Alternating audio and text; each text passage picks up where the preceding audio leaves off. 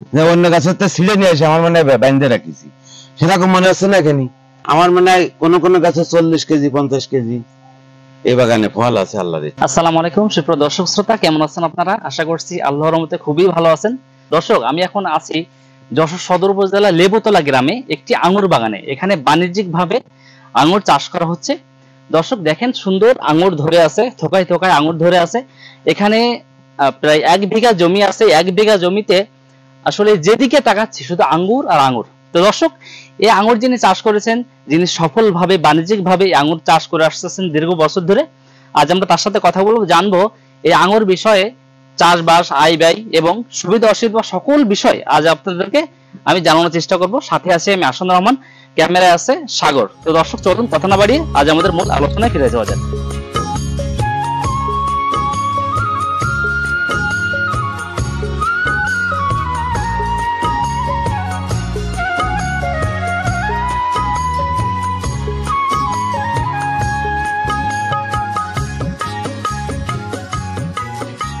আসসালামু আলাইকুম মনসুর ভাই, ভালো আছেন? আছি আলহামদুলিল্লাহ। এই যে এমন একটা আঙ্গুর বাগান থাকলে আসলে নিজেকে কেমন লাগে, কেমন ফিল হয়, আগে সেটা আগে শুনি।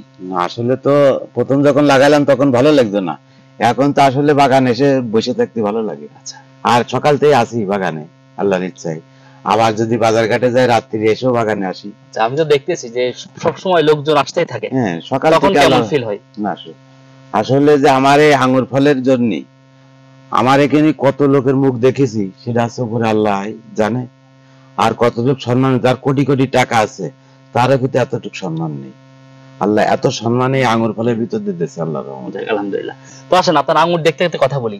আসলে এটা আসলে কি জাত আপনার? এটা আমি দেখছি আসলে ইন্ডিয়া ওনারা বলেছে চয়ন জাত, বুঝলেন? এখন আমিও সেই কথাটা বলি যে চয়ন জাত। তো আসলে সুন্দর ফল কিভাবে কি সম্ভব? এটা যে আপনার ফল, আপনার এই গাছ লাগালি এমন কোন তোৎপালন নেই যে এ দিতে হবে তা দিতে হবে, কিচ্ছুই দেওয়া লাগবে না, শুধু জৈব সার দিয়ে লাগাতে হবে। মাঝে মাঝে দেখা যাচ্ছে জৈব সারটা দিলাম। একটা লতা জাতীয় গাছ, আসলে আঙ্গুর ফল আছে একটা আল্লাহর নিয়ামত। মনে হয় না হলে এই লতায় যে এত ফল ধরে এটা তো আসলে আমরা এর আগেও দেখিনি, এখন বাস্তবতা দেখতেছি যে আসলে আঙ্গুর ফল কিভাবে ধরে। কত বিঘা জমি আছে? আমি প্রথম লাগাইছি এখানে 33 শতক, এখন পরে আবার কিন্তু আমি ওই পাশে আরো কয়েক শতক বাড়াইছি, সেটা আছে 8 শতক মতন। আমার এখানে 10 রকমের জাত আছে, কিন্তু আমার এখানে এখনো ফল আছে 4 জাতের আছে, যেটা যেটা আছে আপনার সবুজটা, লালডা, কালোডা আর লম্বাডা। লম্বাডা আসলে সেগুলো ঝরে গেছে। আচ্ছা, এই 1 বিঘা জমিতে কয়টা গাছ রোপণ করেছেন এবং কয় হাত অন্তর অন্তর গাছ লাগিয়েছেন এবং কি কি পরিচর্যা নিতে হয় আপনি শর্টে যদি কিছু বলেন। আসলে তো প্রথম যখন লাগাইছি তখন আমি 10 হাত অন্তর লাগাইছি। এটা অরিজিনাল নিয়ম, লাগানো 5 ভাই 5 হাত লাগানি সব থেকে ভালো। আর এ শুধু জৈব সার দিয়ে লাগাতে হবে। আমি 1,20,000 10,000 টাকা ব্যয় করিলাম মাটির নিচে, ওই যে পাথরের কুচি, তারপরে আপনার ইটি রাবিশ, আবার 2টো গাছ লাগাইছি, তাতে কিছুই দিইনি। একই ধরন, একই মিষ্টি, একই সব। আমাদের বাংলাদেশে আমার এই জাতটা অনেক জায়গায় এমন কোন জেলা আমার মনে নেই যে আমার এই চারা সেখানে যায়নি আল্লাহর ইচ্ছায়। আচ্ছা, এত ফল, আসলে এত ফল দেখলে যে কারো ভালো লাগার একটা বিষয়। তো আমি এখানে দেখতে পাচ্ছি যে থোকায় থোকায় ধরে আছে আঙ্গুর। এই আঙ্গুরের কি কি পরিচর্যা করলে এমন সুন্দর ফল আসতে পারে? এর কোনো পরিচর্যা লাগে না, আল্লাহ প্রথমে বলেছে আল্লাহর একটা নিয়ামতে, এর কিছুই করা লাগে না। আমি আজ পর্যন্ত শুধু যখন ফুল আসিল তখন একটা স্প্রে দিছি আপনার, তাই ছাড়া পর্যন্ত আর কোনো স্প্রে দিইনি। এর কিচ্ছুই করা লাগে না। আর একটা কথা বলি, এই আঙুর শুধু আমাদের দেশে না, বাইরের দেশেও যখন এইভাবে কাঁচা থাকবে তখন কিন্তু টক থাকে। আঙুর না পাকলে কখনো কিন্তু মিষ্টি হবে না। যদি কেউ বলে যে না কাঁচা আঙুর আছে মিষ্টি অন্য দেশে, সেটাও ভুল ধারণা। আপনি এখন যদি অন্য একটা বাগান করতে চান, জি, এই 10টা জাতের ভিতরে আপনি কোন জাতটা নির্ধারণ করবেন? এখন এটা তো আমি এই যে ইন্ডিয়ান চয়নটা, এটা কিন্তু লোকজনের দিচ্ছি, আমি নিজেও লাগাইছি, তারপর আমার বিভিন্ন জাতগুলো নিয়ে আইছি বাইরের থেকে, বুঝলেন? সেই জাতগুলো এখন এই ফলাফল পাবো, তারপরে চারা তৈরি করবো, তারপরে লোকজনের দেবো। আমি মানে এক কথায় মায়ের খালি আমি আগে খেয়ে নেবো। আমার জন্য যে অফার একজনের ভুল তথ্য দিয়ে তারে বলবো যে ভাই আপনি এই জাত লাগান, সেটা ঠিক হবে না। কোন মাসে এটা লাগানোর মোক্ষম সময়? এটা আসলে তো 12 মাসই লাগানো যায়, তারপর আপনার এই শীতের সিজনে আপনার এখানে যদি কোটি কোটি এই পাতা থাকে, এই পাতা আপনার একটা পাতাও খুঁজে পাবেন না, সমস্ত পাতাগুলো শীতের সিজনে ঝরে যাবে, মনে হবে যে গাছ মারা গেছে। এইবার শীত যখন বেড়ে যাবে তখন আবার কিন্তু এইভাবে পাতা মানে খুব দ্রুত বেরোবে।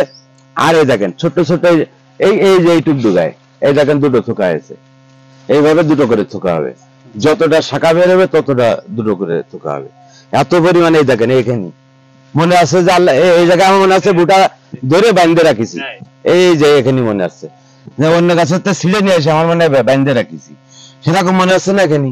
আচ্ছা, আমি যদি একটা গাছ হিসাব করি, সাপোজ এই একটা গাছে এই সিজনে কি পরিমাণ ফল আসতে পারে?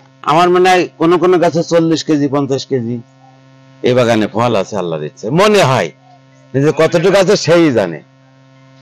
আচ্ছা, এই ফল যে আসলো, এই ফল ফুল আসা থেকে ফল হারভেস্টিং পর্যন্ত এই জাতটা কতদিন সময় লাগে? 90 দিন সময় লাগে। শুধু এই জাতটা না, যে কোনো আঙুর ফল ফুলের থেকে আপনার 80 থেকে 90 দিনের আগে কেউই আছে আপনার বাজারজাত করতে পারবে না। যদি বলে যে ধরার সাথে সাথে পেকে গেছে, ওটা ভুল ধারণা। এই যে আঙ্গুর দেখছেন, আসলে কেমন লাগতেছে আপনার? খুব ভালো লাগতেছে।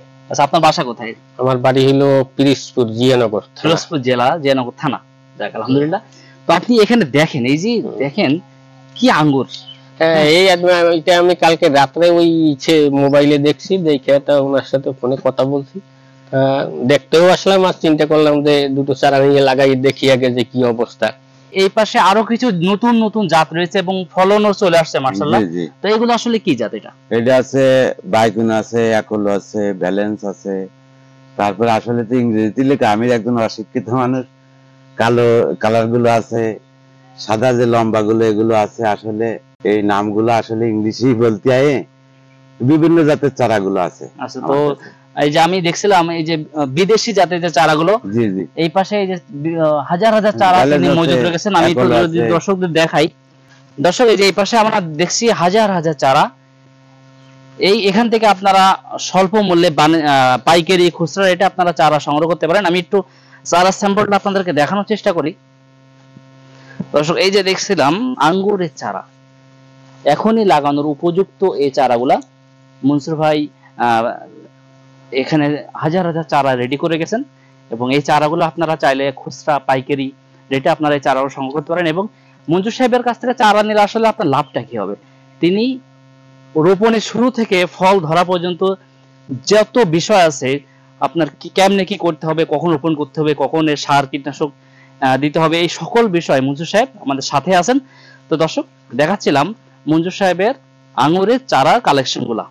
তো দর্শক, কথা বলছিলাম মনসুর সাহেবের আঙুর বাগান থেকে। তো আমি জানার চেষ্টা করছিলাম এই বাগানের বিষয় আসে কিভাবে আপনি চাষাবাদ করবেন, সকল বিষয় আপনাদেরকে জানার চেষ্টা করছিলাম। কতটুকু সফল হয়েছে জানি না। এরপরও যদি কোনো কারো প্রশ্ন বা মতামত থাকে, অবশ্যই আমাদের ডেসক্রিপশনে লিখে দেবেন, এবং সেখানে মনসুর সাহেবের নাম্বার থাকবে, এখানে যোগাযোগ করলে আপনি এই বাগানের কিভাবে আসবেন, কিভাবে এই চারা সংগ্রহ করবেন, কিভাবে চাষাবাদ করবেন, এই সকল বিষয় আপনি জানতে পারবেন। তো দর্শক, আজ এই মনসুর সাহেবের আঙুর বাগান থেকে বিদায় নিচ্ছি। পরবর্তীতে নতুন কোনো বিষয়, নতুন কোনো ফল ফসল নিয়ে আপনাদের সামনে আবারও হাজির হব। সেই পর্যন্ত সবাই ভালো থাকবেন। আসসালামু আলাইকুম।